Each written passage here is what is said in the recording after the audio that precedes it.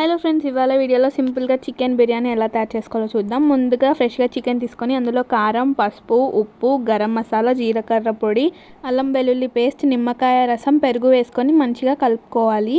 ఇప్పుడు ఇందులోకి కొత్తిమీర, పుదీనా, ఫ్రైడ్ ఆనియన్స్, ఇంకా ఆనియన్స్ ఫ్రై చేసుకున్న ఆయిల్ని వేసి బాగా కలుపుకోవాలి. ఇప్పుడు దీన్ని 2 అవర్స్ పాటు మ్యారినేట్ చేయాలి. ఇప్పుడు మనం రైస్ ప్రిపేర్ చేసుకోవడానికి వాటర్ తీసుకొని అందులో హోల్ గరం మసాలా, ఉప్పు, కొత్తిమీర, పుదీనా ఇంకా ఆయిల్ వేసుకొని వాటర్ని మరగనివ్వాలి. ఇందులో ఉప్పు వేసుకున్న తర్వాత నీళ్లు మరుగుతున్నప్పుడు ఇందులోనే మనం బాస్మతి బియ్యం వేసుకోవాలి.